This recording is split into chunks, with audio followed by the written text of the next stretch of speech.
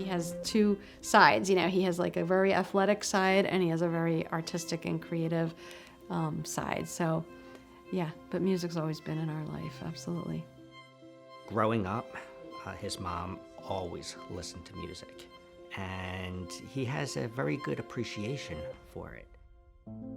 At the very beginning, I had this massive pain in my thigh, and that kind of went on through the whole night. It was probably the worst pain I've ever felt. And I went back to school the next day, and I was playing soccer. I was playing soccer. I was running around, and the doctors called her, and they said, "You need to get him to the emergency room immediately."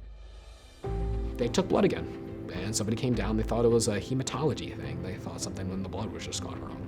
So they put me in the hematology clinic, and we waited there for about 3-4 days while they took a bone marrow biopsy and saw what was going on.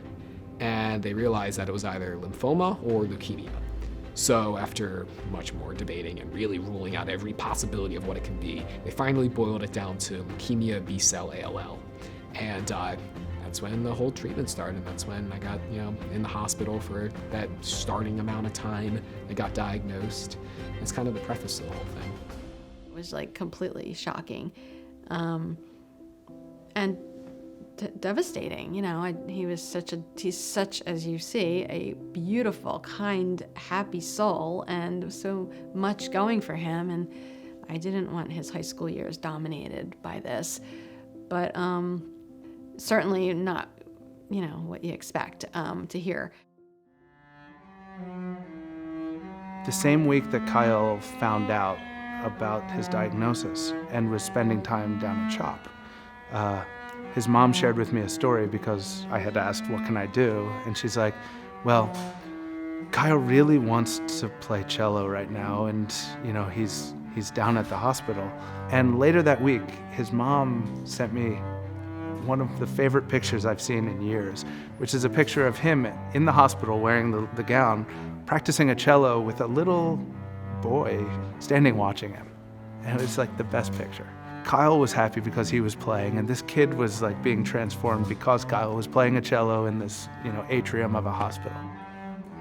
We'll bring up Make-A-Wish fairly early on in patients' therapy, and sometimes the parents' reaction is like, "Oh no, we're not terminal. We're not going down that road. That's only for kids who are really, really sick." And I'm like, "No, this is okay. This is a good thing that has come out of this really terrible situation that you're dealing with, and this really difficult situation that you're dealing with." And look at Make-A-Wish as an opportunity to make something good out of this tough time. I have watched kids come back just transformed after that experience, and it's been it's heartwarming.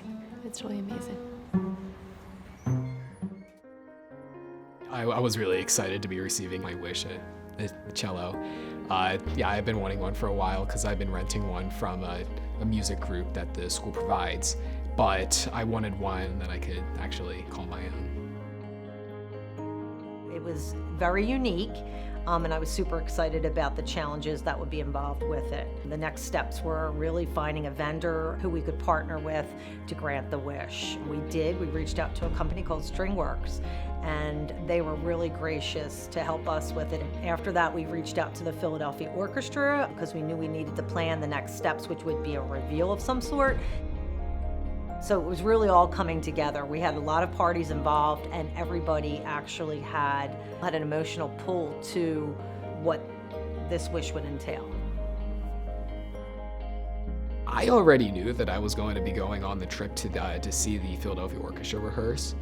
They started playing the song for about an hour. They're rehearsing our pieces. And then they called us to move into the front 2 rows. And then he called Mr. Hensel on stage. And Mr. Hensel goes on stage, and he prefaces the whole thing by starting to say how, somebody in the orchestra has been having a real tough time lately. And then he called me on stage. So I go on the stage at this time, and I got to the very center, and there was a chair, stand, piece of music on there, right next to the lead cellist and right next to the conductor.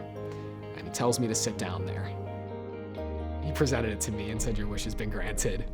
And yeah, that's when I kind of figured out that I was going to be getting my wish.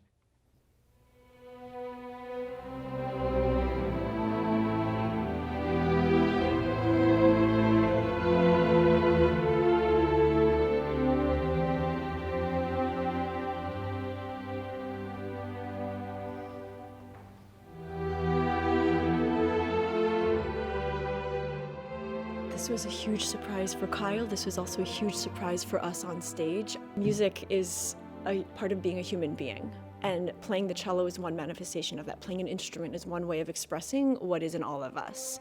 And it is also a way of developing ourselves in our careers, in our way of contributing to our society. Music can give voice to thoughts and ideas that words alone cannot. And that happened, you know. Kyle walked onto the stage and made music with a group of musicians that he'd never met before, and there was a sense of total community. Music alone can do that, and that moment is so precious and gave meaning to this whole experience.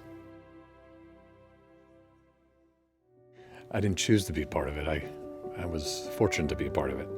This particular wish, it's beyond what and knowing what it was going to be, it surpassed that. I mean, Kyle really deserves this, but it's more about the intangibles that really set this event apart. It was really magical. This wish really brought so many factions together. It was the school, it was his classmates, it was his family, it was the Philadelphia Orchestra, it was string works. It just seemed like everything came together at the right time, and there was an element of surprise, there was an element of joy, there was a continuation with this wish because there'll be lessons that he'll continue to hone his musical craft. So there was a lot of wonderful things about this, but most importantly, you saw the life that it brought in Kyle's life. And we fight every day about this dreaded feeling that Make-A-Wish is about the dying child. Nothing could be further from the truth. We're a part of the treatment program. Thank you so much for granting my wish. I've been wanting a cello for a long time, and now I have something that won't last me just a couple days or a week. It'll last me a lifetime.